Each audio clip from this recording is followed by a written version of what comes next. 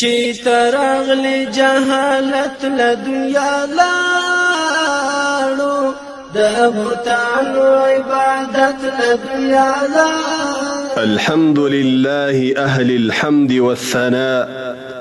المتفرد برداء الكبرياء المتوحد بصفات المجد والعلاء المؤيد صفوة الأولياء بقوة الصبر على السراء والضراء والشكر على البلاء والنعماء.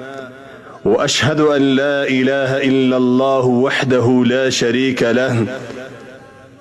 وأشهد أن سيدنا ومولانا محمدا عبده ورسوله سيد الأنبياء، وعلى آله سادة الأصفياء، وعلى أصحابه قادة البررة الأتقياء، صلى الله عليه صلاة محروسة بالدوام عن الفناء ومصونة بتعاقب عن التصرم والانقضاء. أما بعد، فقد قال الله تبارك وتعالى في القرآن المجيد والفرقان الحميد وهو أصدق القائلين: فأعوذ بالله من الشيطان الرجيم، بسم الله الرحمن الرحيم، ألف لام ميم، ذلك الكتاب لا ريب فيه هدى للمتقين الذين يؤمنون بالغيب ويقيمون الصلاة ومما رزقناهم ينفقون والذين يؤمنون بما أنزل إليك وما أنزل من قبلك وبالآخرة هم يوقنون. وعن سمرة بن جندب رضي الله عنه قال: كان رسول الله صلى الله عليه وسلم مما يكثر أن يقول لأصحابه: هل رأى أحد منكم من رؤيا؟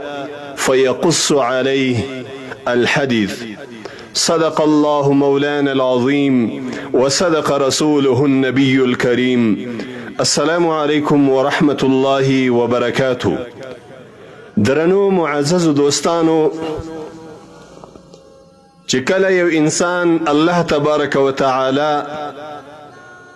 د اسلام په مقدس دین باندې مشرف کی، چې کله یو انسان د الله جل جلاله په دربار کې پر دغه خبره باندې اقرار وکړي چې الله جل جلاله واحد او لا شریک ذات دی، او سیدنا محمد مصطفی صلی الله علیه وسلم د الله رسول او نبی دی، او پر دغه خبره باندې یو انسان اقرار وکړي چې دا ایمان می پر الله تبارک وتعالى باندې راوړی دی، دا ایمان می په غیب باندې دی، نو دغه انسانانو په باره کې د الله جل جلاله له طرفه دا زیری دی چې دغه کسان کامیاب دي، دغه کسان ومراد ته رسیدلی دي، دغه کسان د الله جل جلاله د قهر او د غضب او د عذاب څخه خلاص دي. د مؤمن مسلمان د پاره دا لازمه ده چې د ده په دې باندې ایمان وي چې الله عز وجل واحد او لا شریک ذات دی، د الله جل جلاله سره هیڅ څوک نه دی شریک، نه په ذات کې، نه په صفاتو کې، نه په عبادت کې، لکه څنګه چې په هر لمانځه کې موږ دا دعا له الله جل جلاله څخه کوو، د الله جل جلاله څخه موږ دا خواست کوو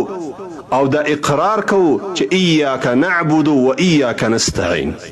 یا الله دا عبادت مو صرف او صرف ستا دی، ستا عبادت کوو او صرف له تا څخه کومک او مدد غواړو. نو الله جل جلاله دا زموږ رب دی. الحمدلله چې الله تبارک وتعالى موږ د اسلام او د مسلمانانو په معاشره کې پیدا کړي او الله تبارک وتعالی زموږ آبا او اجداد دا مسلمانان پیدا کړي دي او نسل در نسل الله تبارک وتعالی موږ په یو اسلامي معاشره کې پیدا کړي یو د مسلمانانو په وطن او کلی او کور کې پیدا کړي یو نو د مؤمن د پاره ایمان به پر غیب باندې وي هغه څه